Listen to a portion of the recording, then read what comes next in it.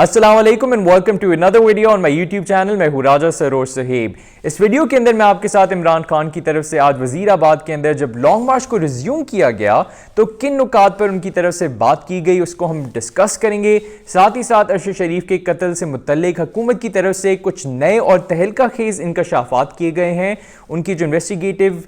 Committee थी उसकी तरफ से एक रिपोर्ट पेश कर दी गई है वजीर दाखिला को, और वजीर दाखिला का इस रिपोर्ट के ऊपर क्या कहना है वो भी आपके सामने रखेंगे। और फिर आखिर में आज इंडिया वर्सेस इंग्लैंड जो मैच था वर्ल्ड कप T20 के अंदर, उसमें इंडिया को एक इबरतनाक शिकस्त हासिल हुई, उसके मुहर्रिकात क्या हैं वो भी डिस्कस करेंगे। और अब जब पाकिस्तान वर्सेस इंग्लैंड मेलबर्न के अंदर 13 नवंबर को खेला जाएगा तो इसमें क्या एक्सपेक्ट कर सकते हैं पाकिस्तान टीम से, वो भी हम एनालाइज करेंगे।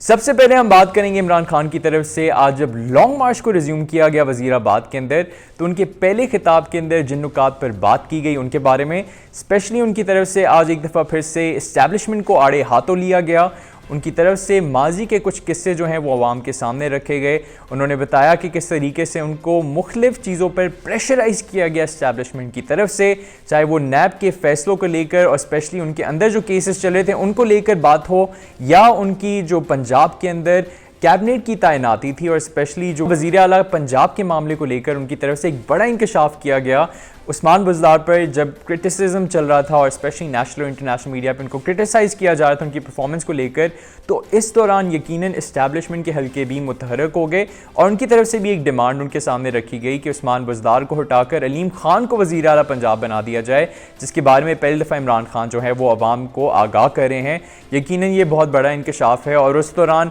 अगर आपको याद हो तो इस तरह की खबरें जो हैं वो गर्दिश कर रही थी कि इमरान खान के ऊपर प्रेशर डल रहा है, स्पेशली GHQ से ये प्रेशर आ रहा है कि पंजाब की परफॉर्मेंस को देखते हुए एक नए वज़ीर आला की तैनाती करना बहुत ज़रूरी है। तो ये एक अवाम को आगाह किया गया इमरान खान की तरफ से। फिर आगे बढ़ते हुए उन्होंने अपने मार्च के अंदर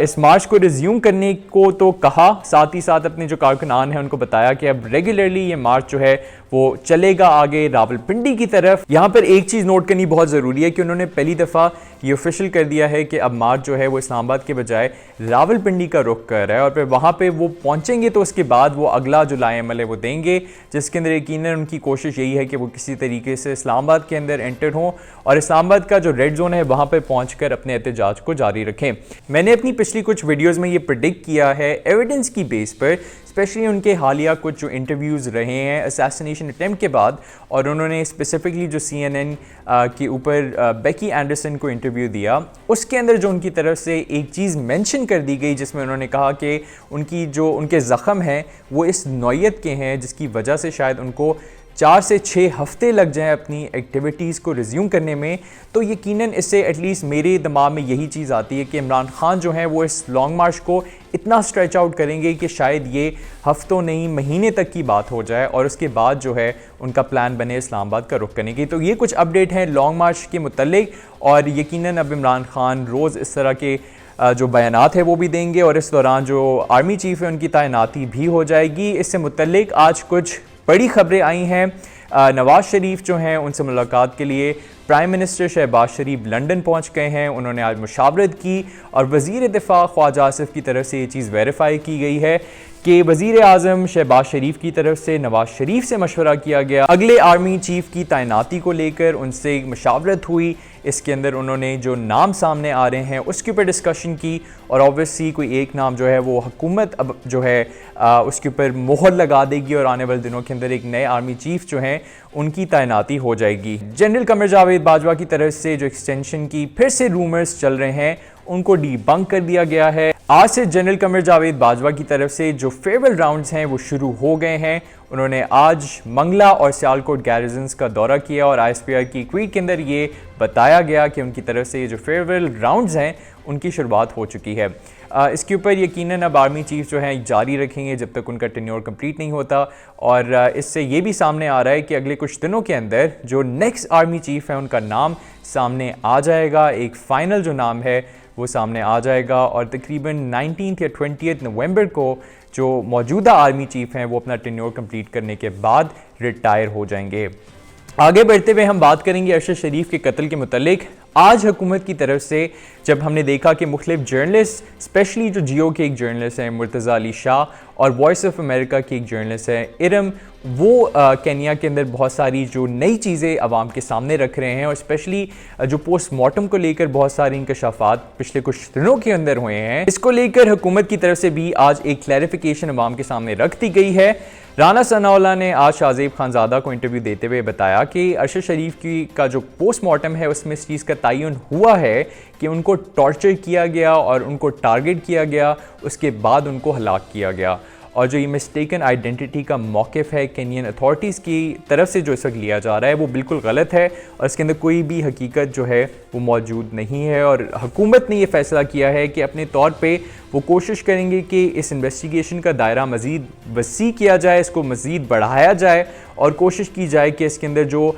मरकज़ी किरदार हैं खुर्रम और वकार उनको भी शामिल करने की कोशिश की जाए। जब हुकूमत की तरफ से उनसे बयानात लेने की कोशिश की गई, उनसे इन्वेस्टिगेट करने की कोशिश की गई तो उनकी तरफ से ये मौक़िफ़ सामने आया कि उनके लॉयर्स ही अब हुकूमत या किसी भी इन्वेस्टिगेशन टीम के साथ डील करेंगे और जो वहाँ पर जर्नलिस्ट मौजूद हैं उनकी तरफ से भी ये चीज़ जो है एक दफ़ा फिर से वाज़ेह कर दी गई है। इस तमाम मामले के अंदर कुछ नई चीज़ें सामने आई हैं जिसमें मालूम हो रहा है कि वकार और खुर्रम काफ़ी इन्फ्लुएंशियल और अफ्लुएंट बैकग्राउंड के हैं। केन्या के अंदर उनकी अपनी शूटिंग रेंज है जिसके ऊपर जो पुलिस है जिसको कहा जाता है कि वो केन्या की इस्टेब्लिशमेंट है। इसी तरफ से वकार और खुर्रम के इस शूटिंग रेंज को एज ए ट्रेनिंग ग्राउंड भी काफ़ी दफ़ा यूज़ किया गया है। तो इनका और पुलिस का, वकार और खुर्रम और पुलिस का केन्या के अंदर एक काफ़ी जो है इसका बड़ा माजी है कोलैबोरेशन का। तो इसके ऊपर अब यकीनन ये एक बड़ा इंकशाफ है क्योंकि इसे मालूम होता है कि वकार और खुर्रम जो कि इस वक्त तक नज़र आ रहा था कि शायद सिर्फ एज ए दोस्त उनको होस्ट कर रहे थे, क्योंकि ये चीज़ भी अब सामने आई है कि वीज़ा ऑन अराइवल नहीं था, ये स्पॉन्सर्ड वीज़ा था वकार की तरफ से। और जब वो वहाँ पर पहुँचे तो तब भी उन्हीं की दी गई जगह पर अरशद शरीफ जो थे वो रिहाइश वज़ीर थे और आखिरी दिन तक उन्हीं के साथ जो था उनका तमाम ये टाइम गुजरा। और जब वो शूटिंग रेंज से वापस आ रहे थे उस दौरान उनके साथ ये हादसा पेश आया है। इसको लेकर भी अब नई चीज़ें सामने आना शुरू हुई हैं। टॉर्चर को लेकर स्पेसिफिकली आज जो हुकूमत की तरफ से एक चीज़ सामने रखी गई है वो ये भी है कि शायद अरशद शरीफ को कई घंटों तक पहले टॉर्चर किया गया जिसके अंदर उनकी ऑलरेडी हलाकत हो गई थी और बाद में सिर्फ ये जो एक मुकाबला है इसको फ्रेम किया गया इस तरीके से कि इसमें लगे कि मिस्टेकन आइडेंटिटी में अरशद शरीफ की हलाकत हो गई है। तो ये एक प्रॉपर प्लानिंग के थ्रू, प्रॉपर स्कीमिंग के थ्रू अरशद शरीफ को हलाक किया गया है। और ऑलरेडी जिस तरह के इंकशाफात हमारे सामने आए हैं कि उनके नाखून भी उतार दिए गए थे, उनकी पसलियाँ जो थी वो तोड़ दी गई थी, उनके जो नाजुक अज़ा हैं उनके ऊपर ज़ख़म पाए गए और इसके अलावा भी उनकी जो ओवरऑल बॉडी की कंडीशन थी उसे मालूम होता है कि ये सिर्फ उनको शूट नहीं किया गया बल्कि इससे पहले उनको बुरे तरीके से ज़ख्मी किया गया, उनको टॉर्चर किया गया और उसके बाद उनकी हलाकत हुई। तो हमने देखना ये है कि अब हुकूमत की तरफ से जब ये मौक़िफ़ अपना लिया गया है कि वज़ीर आज़म खुद एक दफ़ा फिर से केन्या के प्रेसिडेंट को कॉल करेंगे। हुकूमत की तरफ से एक जो बड़ा इक़दाम उठाया गया है वो ये है कि हुकूमत ने सुप्रीम कोर्ट को ख़त लिख दिया है जिसके अंदर ये दरख्वास्त की गई है कि फुल बेंच पर मुश्तमिल एक कमीशन जो है वो इस तमाम केस की इन्वेस्टिगेशन करे, इसके ऊपर इन्वेस्टिगेशन करके इस केस को चलाए और इसके ऊपर जो भी हक़ाइक़ हैं वो आवाम के सामने रखे। इस वीडियो के आखिर में हम बात करेंगे वर्ल्ड कप T20 के अंदर आज एक बहुत बड़ा जो मिसहैप हुआ है उसके मुतालिक। इंडिया वर्सेस इंग्लैंड सेमीफाइनल जिसके अंदर इंडिया से बहुत सारी एक्सपेक्टेशंस जो थी वो अटैच थी और ये एक्सपेक्ट किया जा रहा था कि इंडिया जो कि अपने ग्रुप के अंदर टॉप पे रहा और उसके बाद वो क्वालिफाई करके सेमीफाइनल पे पहुंचा, तो वो ये मैच जो है एटलीस्ट अगर जीतेगा नहीं तो अच्छी परफॉर्मेंस ज़रूर दिखाएगा। लेकिन उनकी तरफ से ना सिर्फ एक बहुत बुरी बैटिंग के अंदर कारकर्दगी दिखाई गई बल्कि उनकी जो बॉलिंग थी वो बहुत बुरे तरीके से फेल हुई। इतने बुरे तरीके से फेल हुई कि जो हदफ था वो इंग्लैंड आसानी से 16 ओवर्स के अंदर without loss of a wicket जो है कामयाब हो गई, उसको अबूर करके कामयाब हो गई और इसके बाद इंग्लैंड जो है वो फाइनल के अंदर पहुंच चुकी है और जो अगला मैच है वो पाकिस्तान वर्सेस इंग्लैंड होगा। और यकीनन इसके बाद जो 1992 की जितनी यादें हैं वो फिर से ताज़ा हो गई हैं और 1992 के अंदर जिस तरह पाकिस्तान वर्ल्ड कप जीता था इंग्लैंड के अगेंस्ट ही, शायद इस दफ़ा भी हमारे पास ये मौका हो कि हम इंग्लैंड को हराएं और हम फाइनल को जीतें और ट्रॉफ़ी जो है उसको घर लेकर आएँ। और यकीनन जो शायकीन है उनकी तरफ से बहुत हाई एक्सपेक्टेशंस अटैच हैं पाकिस्तान को लेकर और जो मुख्तलिफ इंटरनेशनल जो कमेंटेटर्स हैं, जो एनालिस्ट हैं, उनकी तरफ से भी ये मौक़िफ़ सामने रखा जा रहा है कि पाकिस्तान इस वक्त एक ज़बरदस्त फॉर्म में नज़र आ रही है। स्पेशली पहली दो जो हार पाकिस्तान को फेस करनी पड़ी थी जिम्बाब्वे और इंडिया के अगेंस्ट, उसके बाद से पाकिस्तान ने कंसिस्टेंटली अच्छा परफॉर्म किया है। तो ये कहना जो है वो गलत नहीं होगा कि पाकिस्तान जो है वो टफ टाइम भी देगी इंग्लैंड को और उम्मीद की जा सकती है कि पाकिस्तान ये मैच जीतेगी और जो ट्रॉफी है वो घर लेकर आएगी।